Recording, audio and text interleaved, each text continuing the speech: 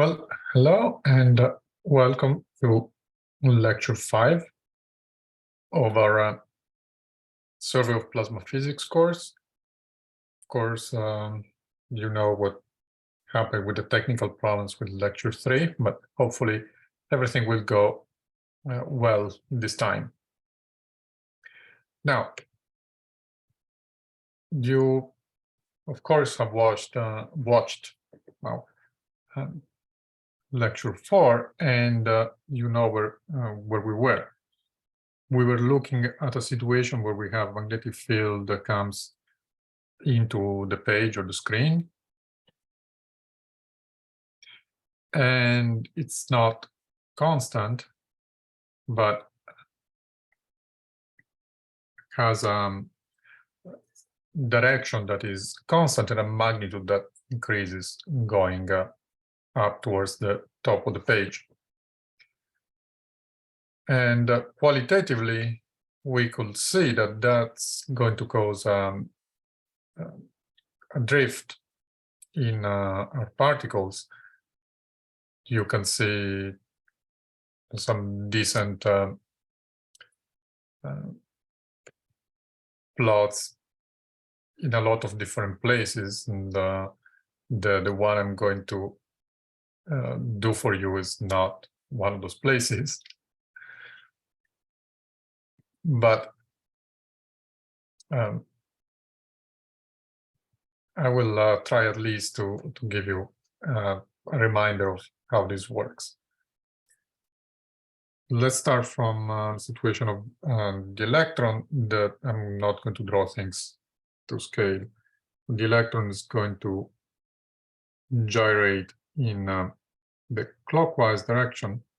The magnetic field is getting weaker as it moves down, so the radius of curvature increases. Then it starts going back up, and the radius of curvature decreases because the magnetic field is getting stronger. Then it starts going back down. Again, radius of curvature increases, and so on and so forth. You end up, for an electron, with a drift velocity that is, visually we can see it, it's in this direction. Not quite in that direction. Let's try again.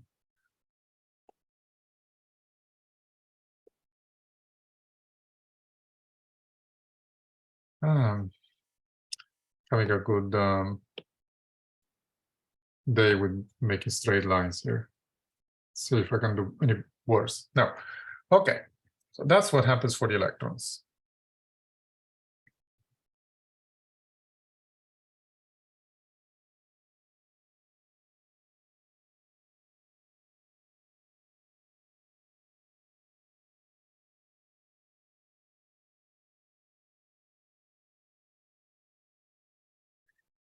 Let's see what happens for the ions now. For the ions, I'm going to start with a motion that is counterclockwise.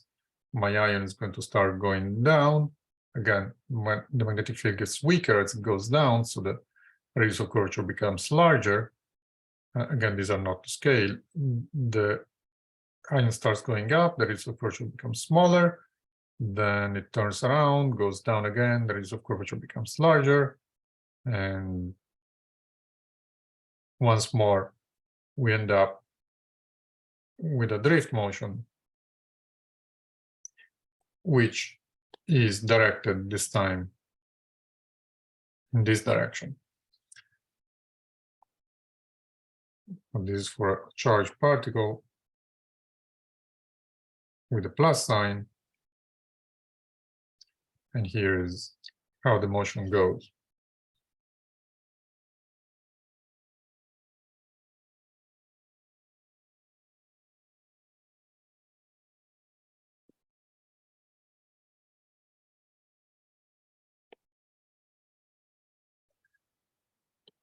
Okay, that I don't know how convincing that is, but let's see if we can do some math, simple or not so simple, and figure out a little more in detail what's going on.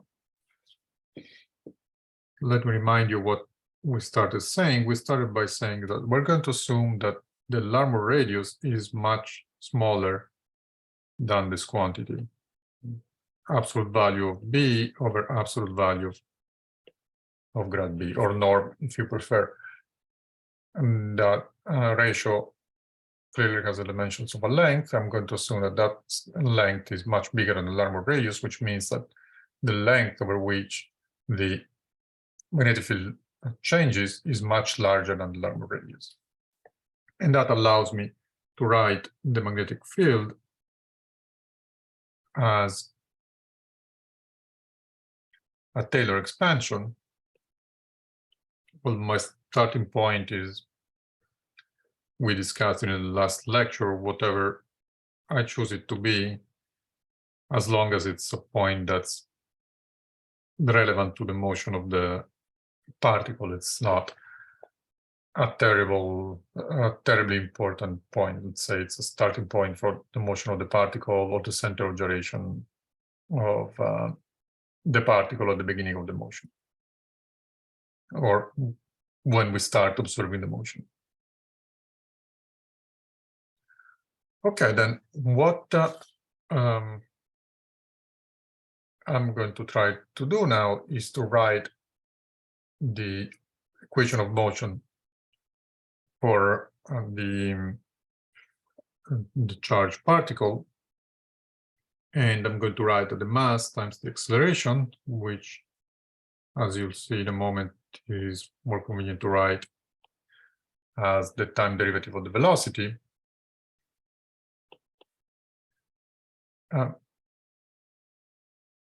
And here I'm going to use the dot notation as usual.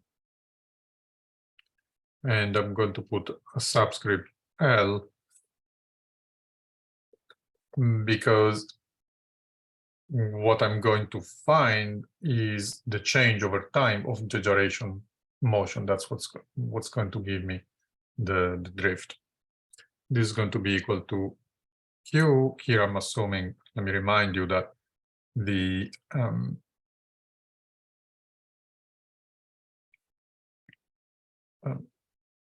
electric field is 0. Oh, sorry. So I'm going to write this as Q times V cross B. And the way we've been doing, I'm going to separate Q in the Larmor gyration plus the drift motion. So this turns out to be Larmor velocity, Larmor gyration velocity cross V0 plus V drift cross V0 plus the perturbation due to the gradient of the magnetic field, which I write as V sub L plus V sub D cross R dot grad B.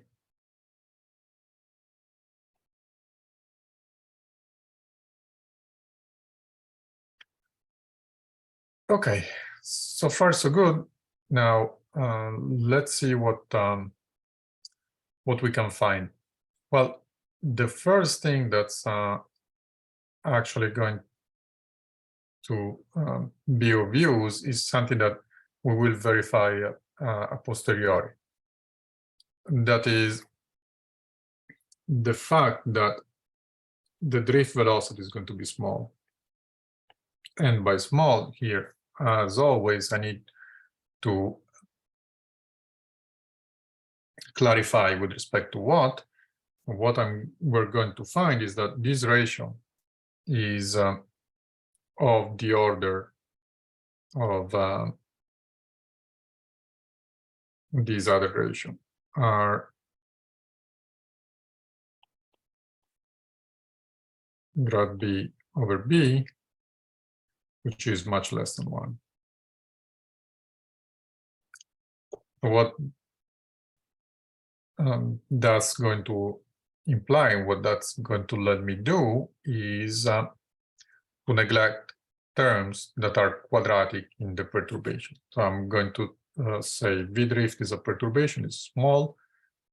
Gradient of B is a perturbation, it's small with respect to B with the proper definition.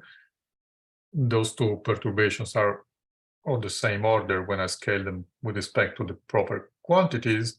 That means that when I have the product, I get a square of a perturbation. I'm going to neglect that. I'm going to only look at the linear perturbation to the motion of my particle. Our next step is to look at the perturbed part of this equation of motion, and that's going to be given by the terms that wouldn't be there. There wasn't any perturbation. On the left-hand side, it would have 0, and I have V drift cross V naught plus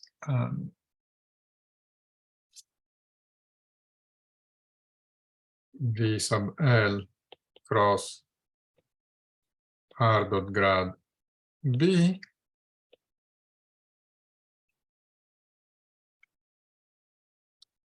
plus V sub D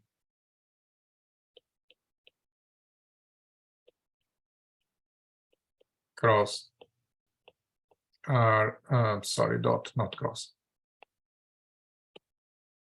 R dot grad B.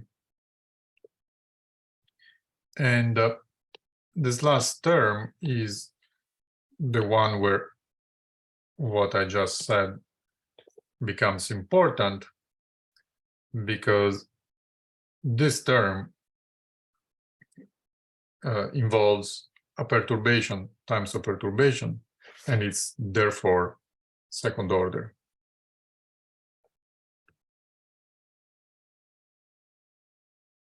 And what that means is that I can neglect it in my calculation. Okay, so now it looks like we're making great progress, but there is something that's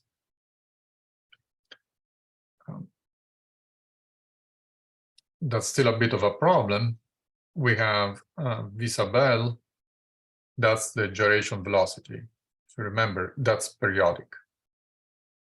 So we want to calculate a drift, and we expect the drift to be a constant velocity. We have something that's periodic. And well, we need to do something to get rid of that periodicity. If you can't immediately guess what we're going to do, you're going to see in a minute. Before we get there, we make the following substitution. We write R as R naught plus R sub L. And doing that substitution, we write that 0 is going to be equal to V drift cross V naught plus V sub L cross R naught, or rather, let me put R sub L first. It doesn't matter. I'm just following my notes. R sub L dot grad B plus V sub L cross R naught dot grad B. And the next magic step that fixes everything is to take an average over a gyration or cyclotron if you prefer.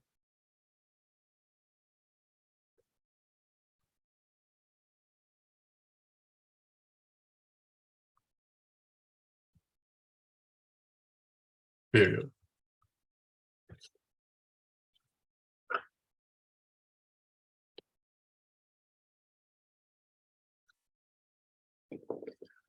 Very well. Now, the reason why I wrote the terms in this order is that this last term is actually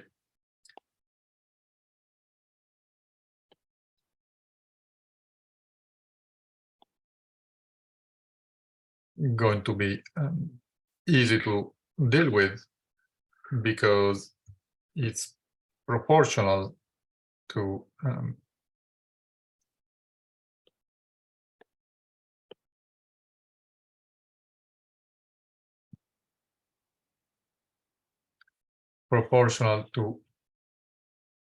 e to the minus I omega t.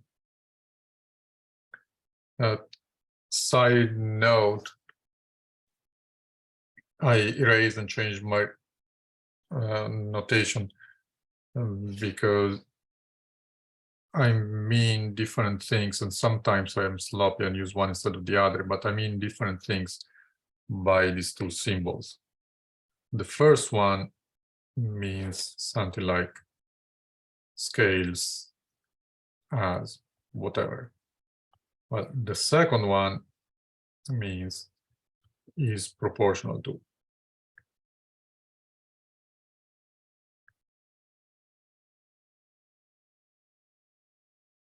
Whatever it is. Okay, but the point here is that since that term is proportional to e to the minus I omega t, it averages to 0.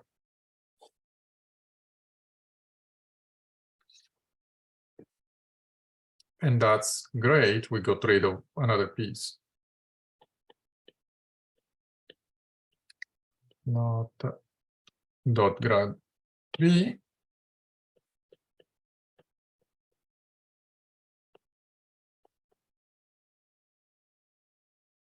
Great. We got only two pieces left.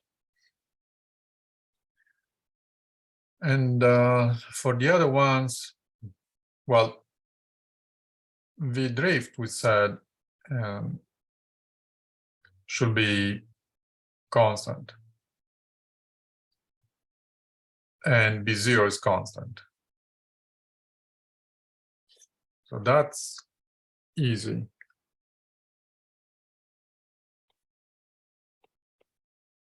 It's the first term.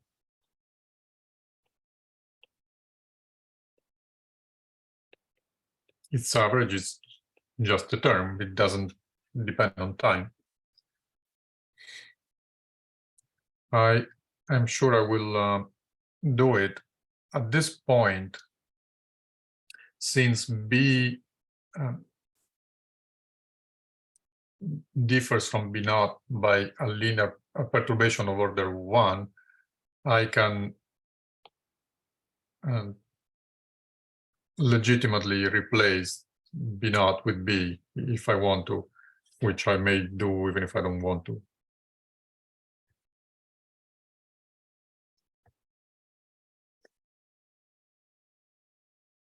No, I don't want to replace my windows. Okay. I can replace with B.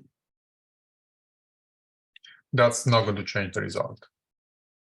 And also B is not periodic. It doesn't depend on time, but only depends on space. So I can say that the average of V drift cross B is V drift cross B. And for the other term, the only remaining term here, no, that's not what I meant. Go away, go away.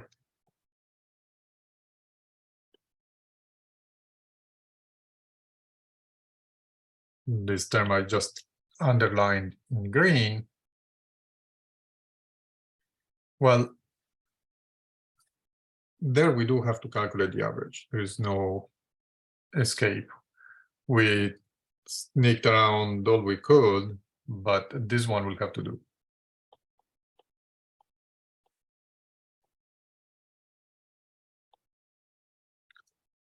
That dot doesn't look like a dot. Let me do it again.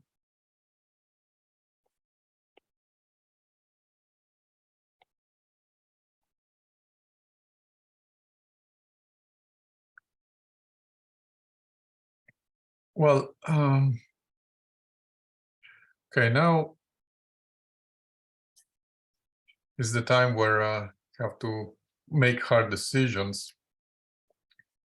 And I will just do it, try to do it in the most complete form, which is going to include, it's going to be a little more messy. I could specialize this to ions or electrons, and then say for the other one, just change the sign.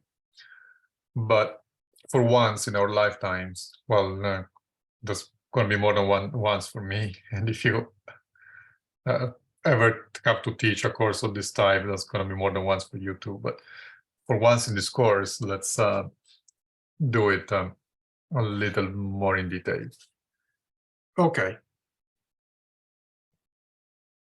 What I'm going to do is just write the expression for the Larmor radius, which it's not for the Larmor radius, for the gyration motion, which we have derived before. And I'm going to write it by components. This is going to be given by V perp over omega times the sine of omega t for the x component, and the cosine of omega t that multiplies the sine of the charge. So this will give me something that goes in opposite directions for ions and electrons, as it is, as it should be. And then I do the following trivial step, which is to write the velocity. Well, these I can write as v sub x. Well, let me just call them x dot sub L and y dot sub L. So all that's going to happen is that I'm going to pull out an omega from both the sine and the cosine. So I'm going to have v perp times derivative of sine is cosine of omega t. Derivative of the cosine is minus the sine, so I have minus q over absolute value of q times the sine of omega t. So those are the gyration radius and the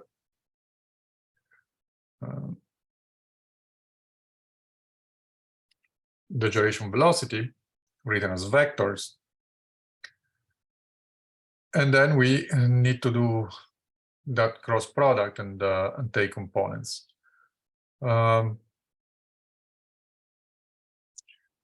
for this, I'm going to need one more thing. Now it's going to matter what the direction of the gradient is. So let's do it this way. That's not what I wanted to do. Sorry, picked the wrong one. I want to run with the arrows here. Let's assume that this direction is x and this direction is y. That is that the gradient is in the y direction.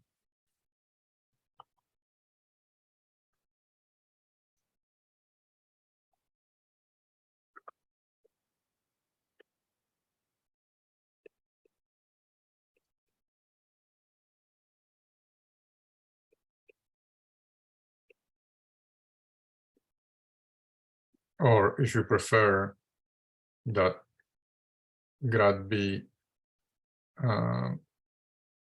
dot x hat is equal to 0. This is not necessary, but since we have the freedom to pick our systems of coordinates any way we like, well, this helps. And the reason why it helps is that when we go calculate, I'm sorry, this term r dot grad b, we can set to 0 all derivatives except the ones in the y direction. And of course, the ones in the z directions don't appear in the calculation, so they're not there anyway. And in any case, b does not depend on z either.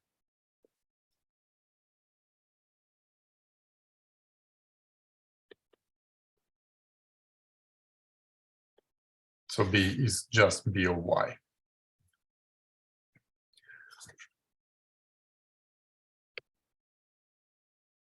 And here is the point where it's great to be teaching a course where you can say, well, I'm going to leave this as an exercise and don't do the nasty cross product. Please do it once, at least in your life. And if you ever get to teach this course, you can say the same thing. I'm going to leave it as an exercise. But here is the result. I'm going to write this by components.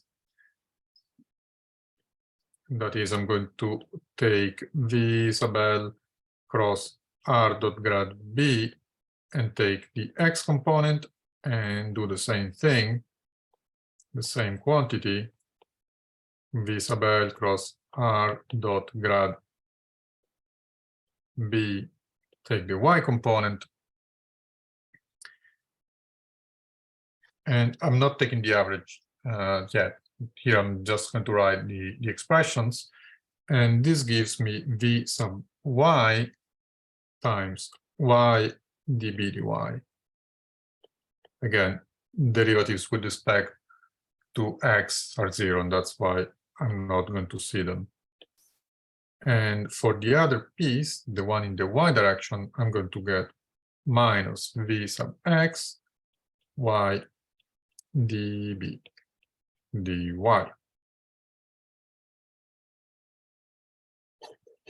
Now, db dy depends on y, but I'm going to,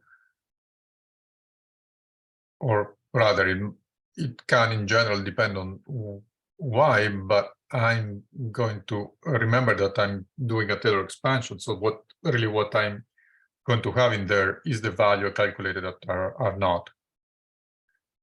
And that means that's a constant. That's a long, convoluted way to say it's a constant. Then what happens for my averages? Well, the first average is vy times y. And what that's going to give me, let's see. That's going to give me minus cosine of omega t times the sine of omega t.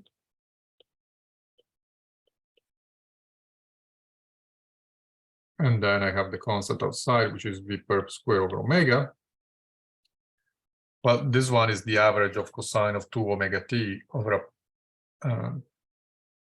essentially 2 of its periods.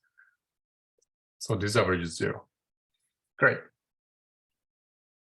Now you may be happy, you may start worrying at this point. Are we going to be left with anything? Well, there's only one way to find out. What is the average of the x times y? Well, we have the expressions here. You can still see them. I'm going to get minus.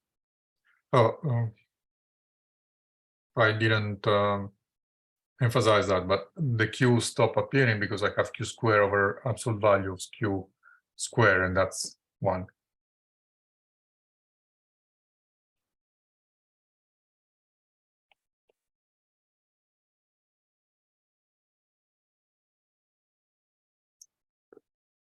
Okay, here I'm oops, sorry. I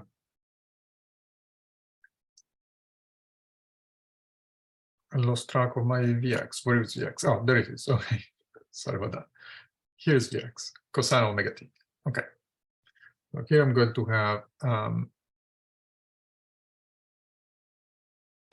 I was looking at the wrong expression. This one's got a plus sign. It's got v perp cosine of omega t times, so it's Vx times y.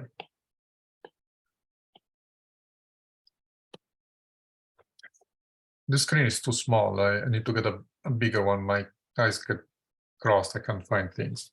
I need more space. All right. V perp cosine of omega t. And then I have the q over absolute value of q. It only appears once, so that I need to keep. And then the average is going to be the average of cosine of omega t times cosine of omega t again.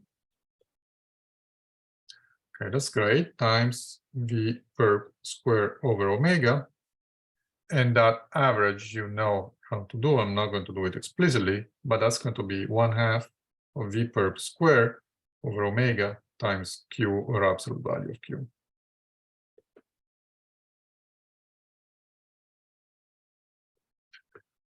Almost there. We were trying to solve the equation that's up here on top of the page. We calculated the second term. The third term is 0 when we take the average. The first term is the average of itself because it's constant. So where do we end up?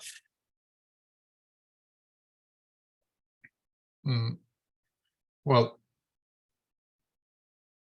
first of all, we should summarize what we have obtained. The sub L r dot grad b averaged over a gyro period gives me got a minus sign up there, minus q over q, 1/2 of v perp square over omega times grad b.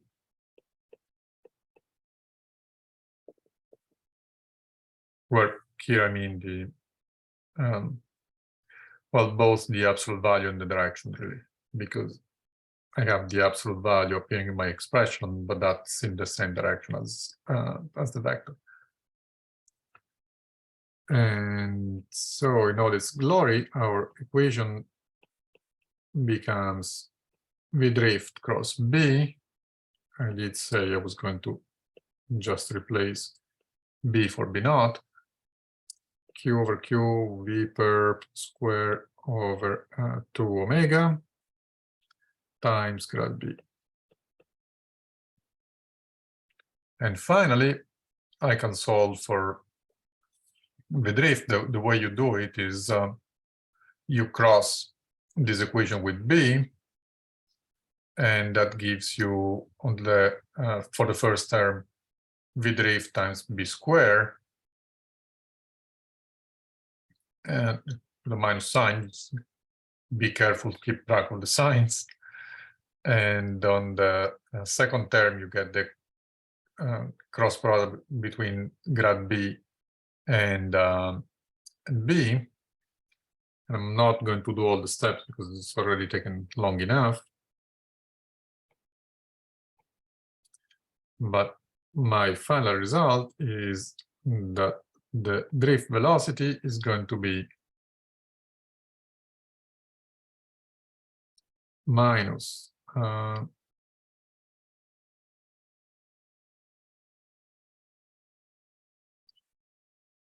Q over Q times V per square over 2 omega times grad B cross B over B squared. And this is the same, if you prefer to not have the minus sign in front, of the same expression where I change the order of the vectors in the cross product. So B cross grad B divided by B squared. I hope you had fun. I doubt it. I hope it's cheap. But this is the type of calculation that kind of looks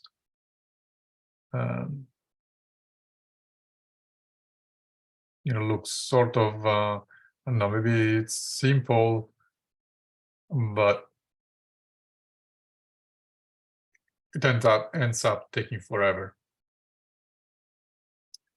And in fact, I'm going to write in a separate line. I can recall what omega is and replace the expression for omega in my drift velocity. And if I do that, I obtain 1 over Q times mv per square over 2b. I replaced omega with b over m times q, so I get rid of one of the q's. And here I'm assuming the absolute value in the definition of omega. And that's why I had those absolute values of q and q's in my expressions above. Because I could have put those in the definition of omega, I would have ended up with the same result. Okay, here we have b cross grad b divided by b squared. That's the other way to write the same result. And is all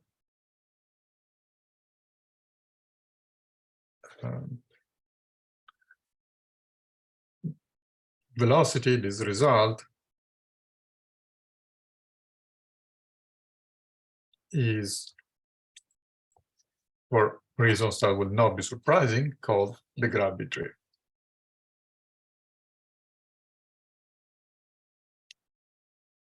Here, since that's what we call it.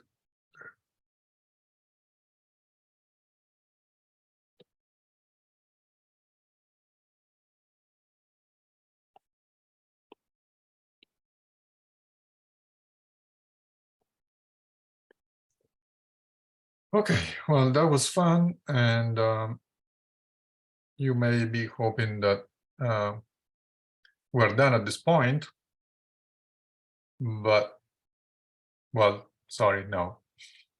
There is still more that needs to come. And let's see what else can enter into our discussion of the motion of a single particle.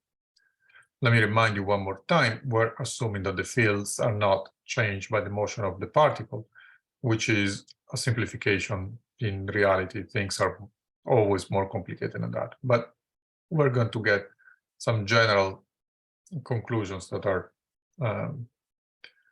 going to tell us relevant information about the motion of particles in a magnetic field. Okay, what guesses, if any, do you have of what on earth am I going to pull out now? Well, the next thing we're actually going to look at let's see, I don't have an easy way to do it, so I'm going to cheat a little bit.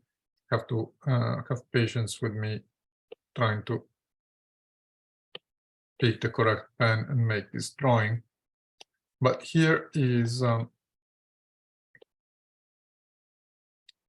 situation I'm going to look at.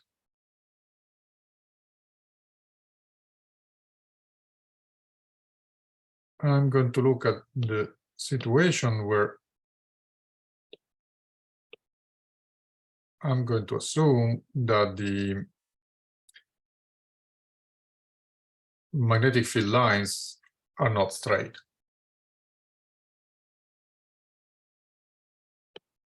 So this is the direction of B.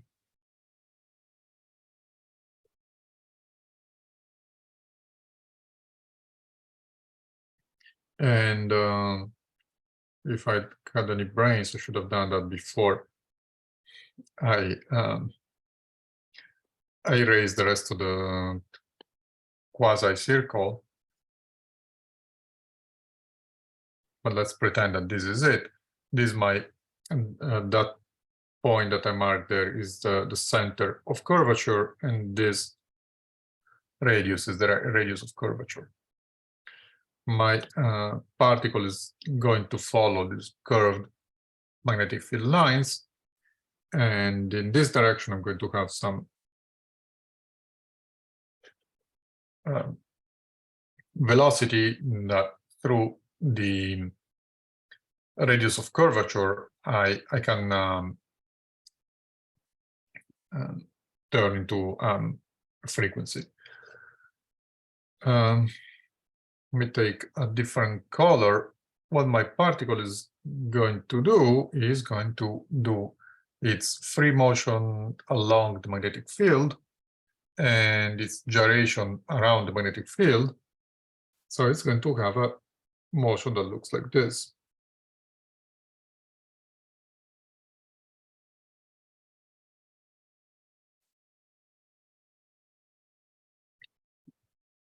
And that means there is going to be a velocity in this direction, and then the gyration velocity.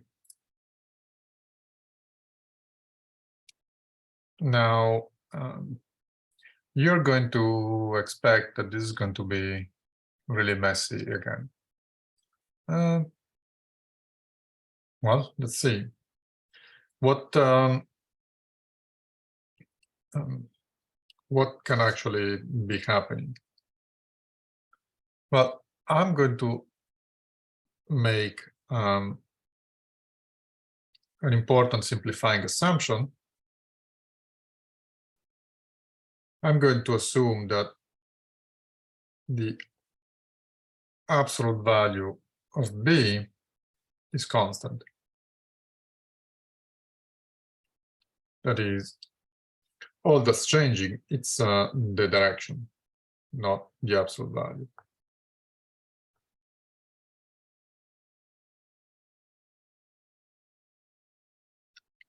Constant singular.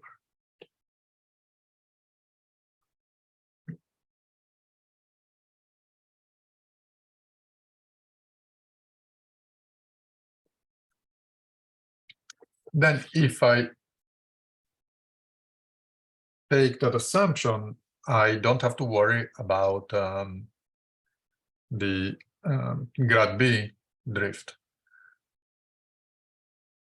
But is there going to be any drift? Well, what happens to a particle that's moving in a circle? Does anybody taught physics 1?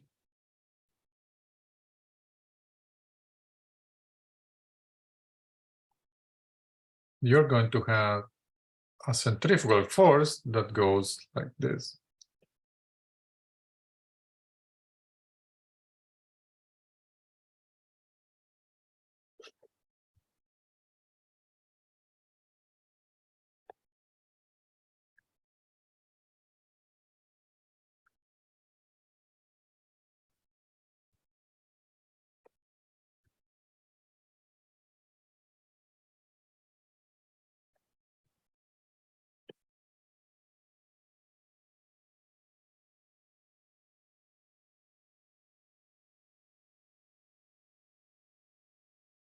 Oh, come on.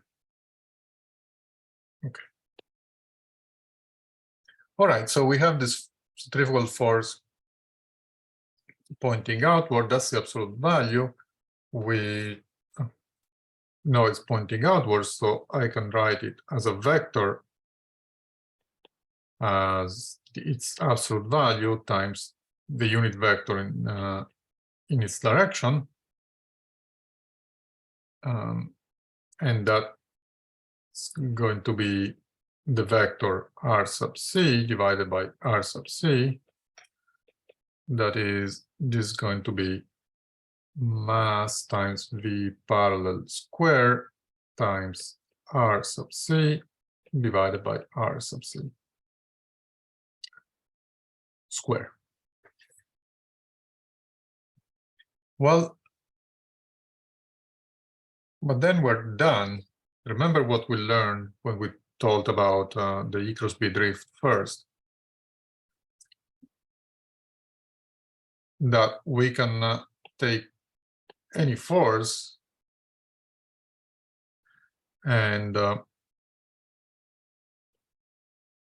define an electric field such that that force is equal to Q times the electric field. Remember, in the grad B case, we didn't know what to do with the force, and that's why we had to go through the Taylor expansion and everything.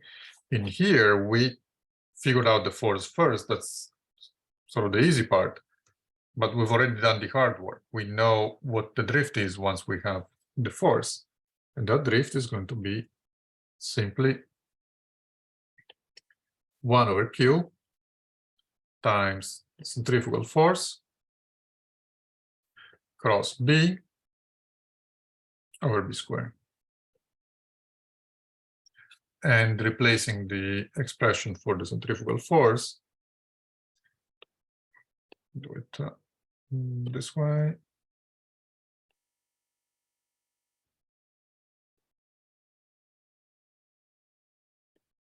My drift velocity is going to be equal to mass times V parallel square divided by Q times B square times R sub C cross B divided by RC squared. And that's the end of it. That's all we needed to do to find this other drift velocity. So there is one more.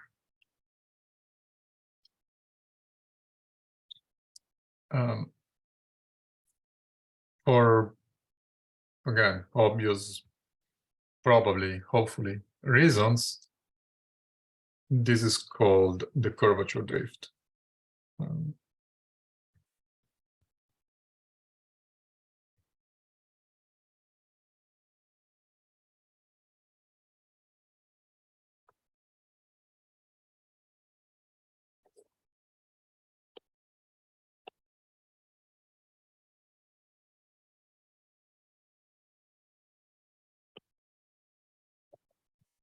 Now, this is not quite it. There is a little bit more than that. I'm sorry. I want to look into. And well, actually, there are two things I would like to add. One is any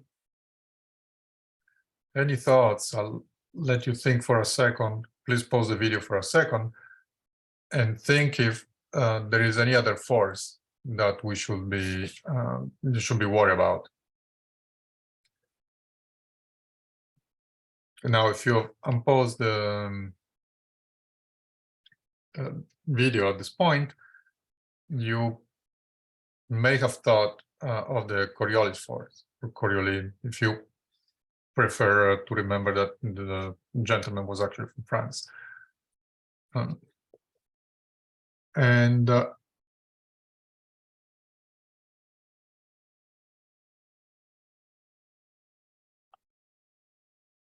that force, you'll remember, is 2m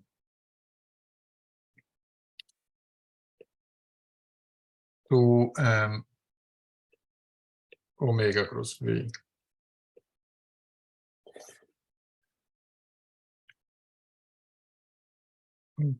Is there then going to be also Coriolis drift? Well, the answer is no, because that force averages to 0 over a gyro period. And so this does not give us a drift. So that was the first part were saved. It didn't go that badly. The other part, now that's going to take a little bit of work, and let's see what we can do. So I'm going to have to try to make some straight lines. I'm, of course, going to cheat as usual.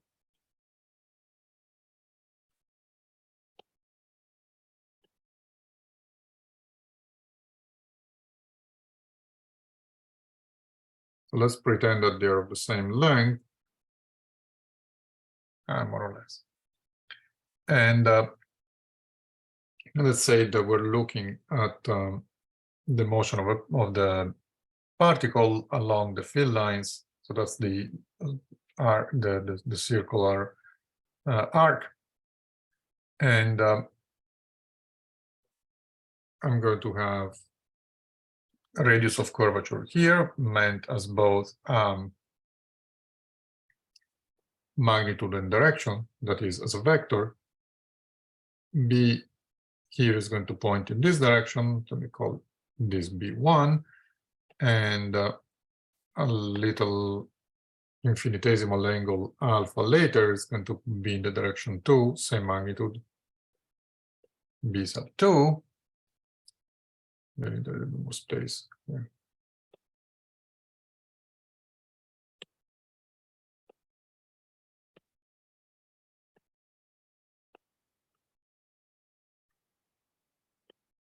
One.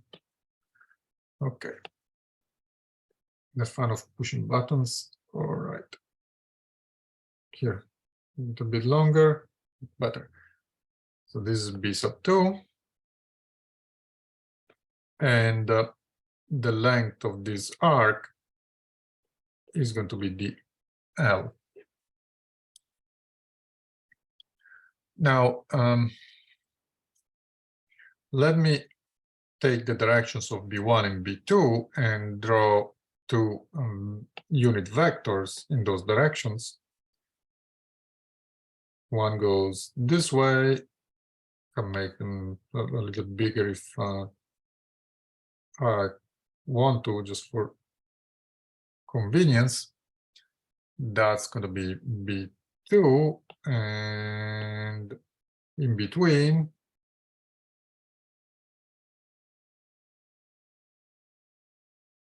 I'm going to have to do this bigger.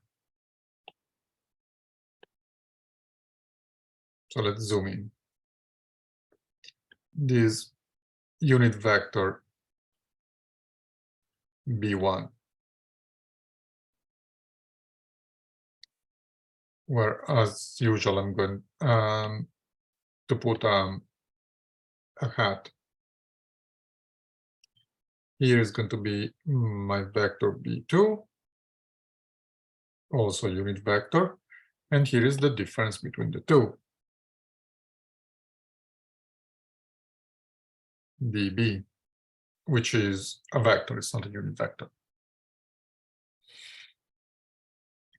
Okay, so that's in vector terms, expressed as dB is equal to B2 hat minus B1 hat.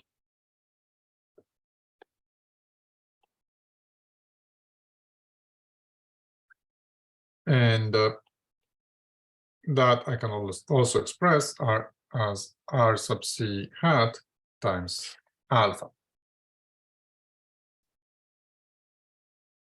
And of course, D sub L is also proportional to R sub C is just R sub C times yeah, well, the absolute value times the angle. In other words, dB over dL is going to be given by minus R hat C over RC, or RC vector, not unit vector, over RC squared. So you may be wondering where all of this is going. That's a good question.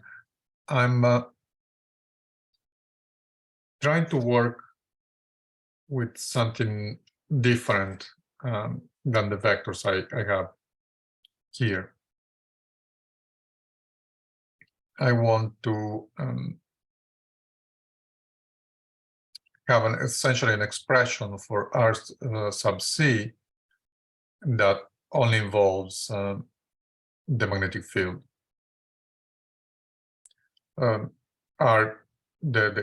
radius of curvature is the radius of curvature of the magnetic field, and therefore I better be able to express it through the magnetic field itself.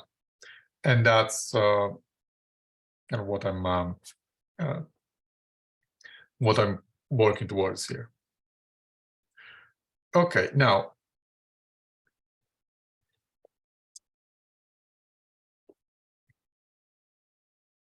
review your geometry if any of this gets confusing, but dB dL by definition is B dot grad B hat.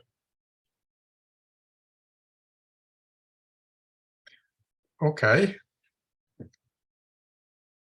So what? Well, we found two expressions that from the two expressions here, we can write R sub C over RC squared as B dot grad B hat.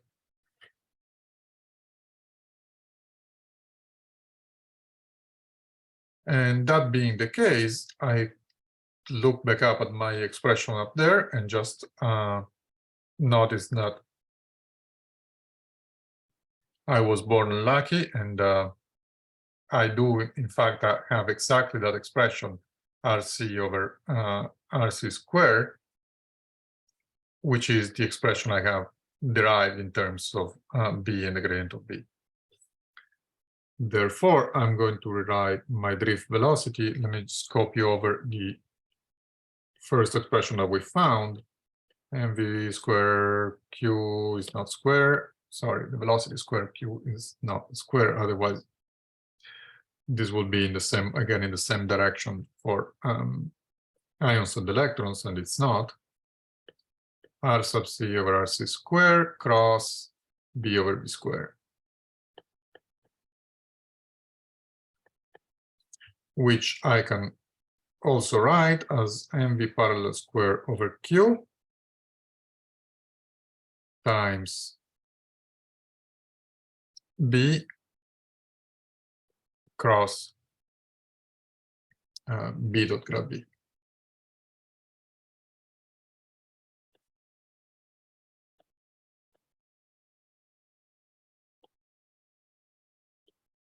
And let me fix the minus signs. Sorry about that.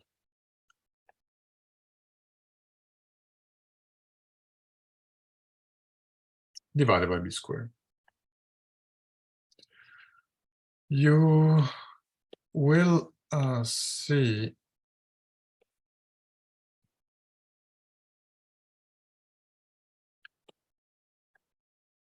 this vector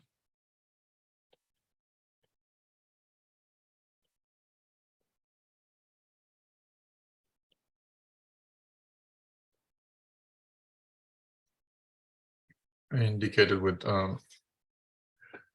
the Greek letter kappa.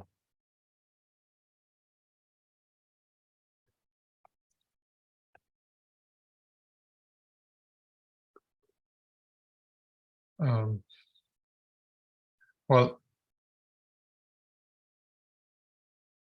that's sometimes used for the, not just for the unit vectors. People distinguish between that product, including the absolute value of B. So that is capital B dot grad capital B, as opposed to B hat dot grad B hat. So I'm not going to use that notation for now so that we don't get confused trying to figure out which one is which. Okay, then this is a good place to stop. I don't want to rush through anything. We still got a good bit of work to do. Drifts are a very wide topic, but I'll give you a spoiler. Next time we'll take a short break and look at something different. So I will see you next time.